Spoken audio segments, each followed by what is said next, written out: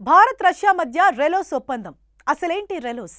Russia అధ్యక్షుడు Vladimir Putin New Delhi పర్యటన వేళ రష్యా పార్లమెంట్ భారత్ కీలక సైనిక లాజిస్టిక్స్ ఒప్పందాన్ని అధికారికంగా ఆమోదించింది. Reciprocal exchange of logistics support ఆమోదానికి సంబంధించిన బిల్లును రష్యా ప్రధానమంత్రి మిఖాయిల్ మిషుస్తిన్ రష్యా డూమాలో ప్రవేశపెట్టారు. ఆ బిల్లుకు ఆమోదముద్ర పడింది. భారత రష్యా సైనిక లాజిస్టిక్స్ పంచుకునే ఒప్పందం ఇది. దీన్ని ఇరు దేశాల భాగస్వామ్యానికి బలమైన సూచన అని స్పీకర్ వ్యాచెస్లావ్ వోలోడిన్ పేర్కొన్నారు.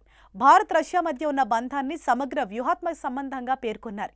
ఈ ఒప్పందాన్ని ఆమోదించడం మరొక ముందస్తు అడుగుగా అభివర్ణించారు. రెలోస్ ఒప్పందం ప్రకారం సైనిక విమానాలు, నౌకలు, ఇతర యూనిట్లను ఇరు దేశాలు వాడుకునే సౌకర్యం కలుగుతుంది. సంయుక్త ఎక్సర్సైజులు, శిక్షణా కార్యక్రమాలు, మానవతా సహాయం, విపత్తు సహాయక కార్యక్రమాలకు ఇది వర్తిస్తుంది. ఇరు దేశాల ప్రభుత్వాలు ఏ ప్రదేశంలో కార్యకలాపాలు నిర్వహించాలనుకుంటే ఆ ప్రదేశంలో ఈ ఏర్పాట్లు అమలవుతాయి. పుతిన్ పర్యటనలో ప్రధానమంత్రి నరేంద్ర మోదీతో 23వ వార్షిక ద్వైపాక్షిక సదస్సు ఉంటుంది. రక్షణ, వాణిజ్య రంగాల్లో ముఖ్య నిర్ణయాలు తీసుకోనున్నారు. S-400 క్షిపణి వ్యవస్థ అంశంపై కూడా మోదీ పుతిన్ భేటీలో చర్చించవచ్చని క్రెమ్లిన్ ప్రతినిధి దిమిత్రీ పెస్కోవ్ తెలిపారు.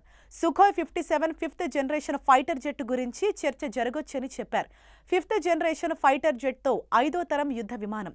రెలోస్ అంటే భారత రష్యా సైనిక లాజిస్టిక్స్ పంచుకునే ఒప్పందం. రష్యా సైనిక విమానాలు, నౌకలు, సిబ్బంది భారత బేస్లు, వసతులు ఉపయోగించుకోవచ్చు. అదేవిధంగా భారత దళాలు రష్యా వసతులను వాడుకోవచ్చు. సంయుక్త ఎక్సర్సైజులు, శిక్షణ మిషన్లు, మానవతా సేవ, విపత్తు సహాయం వంటి కార్యకలాపాలకు లాజిస్టిక్ సపోర్ట్ ఉంటుంది. ఆపరేషనల్ ఫ్లెక్సిబిలిటీ ఉంటుంది. భారత రష్యా ఏ ప్రదేశంలో సంయుక్త కార్యకలాపాలు చేపట్టాలని నిర్ణయిస్తే అక్కడ అవి జరుగుతాయి.